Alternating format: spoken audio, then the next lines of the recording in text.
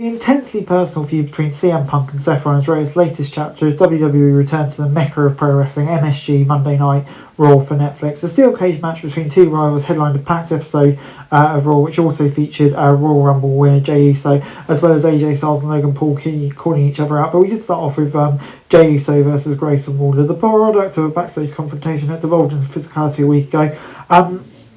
Waller was game, producing one of his better singles performances in recent memory as he overwhelmed Uso and cut him off at multiple points. However, the Rumble winner overcame a distraction by Theory and super kicked him off the apron before flattening Waller with a spear to win. Uso weathered a post-match attack by A-Town Down Under, and his full praise for Sleeper from Gunther, who stood tall, much to the display of fans in MSG. A hot, energetic way to kick off the show. Even though there was little chance of Waller actually winning, he still showed out. Uso won, and Gunther got some retribution after weeks of WrestleMania opponent getting one over on him. So yeah, it all worked quite nicely. 6 out of 10 from me. Good stuff. Before we got no closer to an AJ Styles versus Logan Paul match at WrestleMania 41 after the events of the Monday Night Show, but it did appear that it's kind of where we're headed. Paul hit the ring, insulting the fans in New York, offering his services to The Rock and attempted to get comedian Andrew Schultz to admit he was there to see the social media megastar. Instead, Schultz declined, telling Paul no one was there to see him. When the former United States champion threatened him, Styles made the save and delivered a P1 to the Maverick, scurrying to the floor. This was fine for what it was, and likely the latest chapter ahead of their big match coming up at WrestleMania 41. Moving on then to the Tornado Tag Team match we got next between Rey Mysterio and Dragon Lee, wasting little time taking on the New Day.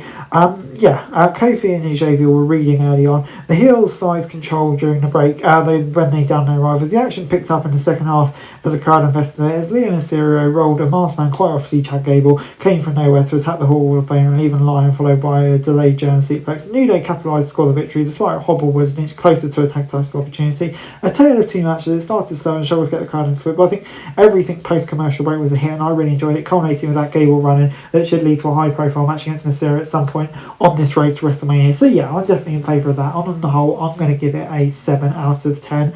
We then saw undisputed WWE champion Cody Rhodes entering MSG to a thunderous reception as fans sang along to his entrance music. With his eyes still bruised by the attack by John Cena and a cheap shot by Travis Scott, Rhodes told fans that their former hero no longer thought it was pertinent to be there for Raw, though he would grace the universe with his presence next week in Brussels. The American Nightmare ended an impassioned promo by vowing Cena's 17th title would not happen. He will prove the former franchise star who the captain is now. This was more Mike Excellent from the most captivated talker in WWE today. Rhodes laid out the story, hyped up next week's show in Belgium, and continued to set the scene for this year's WrestleMania main event. It was short and to the point, and more importantly, got Rhodes back in front of the Raw audience, and that's one thing that's been missing lately on Monday nights. We then saw Bayley against Raquel Rodriguez with a future shot at the Women's Intercontinental title for grabs. Liv Morgan and Dominic Mysterio accompanied Rodriguez, who dominated the action throughout the break. The role model fought her way back into the contest, drowning her larger opponent and delivering a Macho Man Randy Savage-esque top rope elbow drop for 2. However, distractions by Morgan and Mysterio took Bayley's attention away from Rodriguez and allowed Big Mami Cool to send her into the commentary table, then finish her off moments later with a Taija bomb. This was fine, but the crowd struggled to really get into it thanks to a large part of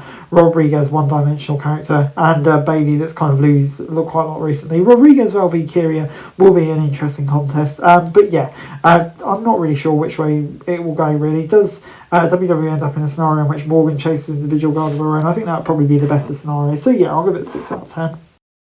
After the stunning conclusion of last week's show saw Io Sky upset Rhea Ripley to win the Women's World Championship, Michael Cole welcomed her to the squared circle for an interview. The Genius of the Sky expressed her gratitude for the fan support and her excitement to head to WrestleMania as champ. Cole brought up Bianca Belair, who will challenge Sky for the gold at WrestleMania 41. The EST of WWE apologised if Ripley felt disrespected by her last week, but she wasn't going to let money or anyone put her hands on her without receipt. This brought out the former champion and a war of words ensued. Ripley and Blair both disrespected Ty, shoving her out of the way as they continued bickering. The champion responded by slapping both and storming off. If it wasn't apparent before that we were heading for a triple threat, I think it sure is now. Sky being a disrespected underdog in comparison to the more prominently featured woman is the right call. That Blair could not offer up a valid reason for her being ringside other than the fact she won the chain, but also adds credence to the idea and that she has to go through Ripley, and then she is perhaps more initiative and cunning as she lets on. This is a strong segment that didn't outright confirm the freeway but heavily implied it.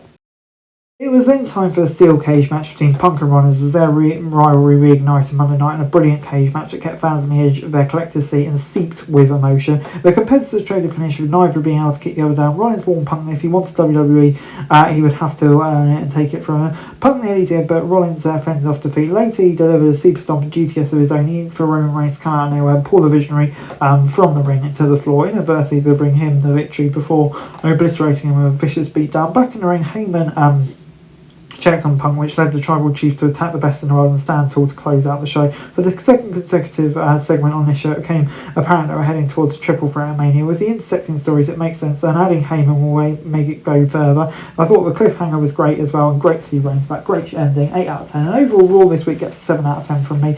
On the whole, I thought it was a decent episode of Raw. The road to WrestleMania always hits differently. You have a great sense of creative urgency, and we definitely saw that there was some intriguing triple threat matches, and it's only going to pick up next week with the return of John Cena. So yeah, really positive about where Raw is at the moment. It gets 7 out of 10 from me. That's it for this video. Thanks very much for watching. Remember to like, share, subscribe. Follow us on our socials, link in the description below for daily wrestling news, meme and content. Subscribe to our other channels on screen right now. That'd be greatly appreciated. Thanks very much for watching. Peace out.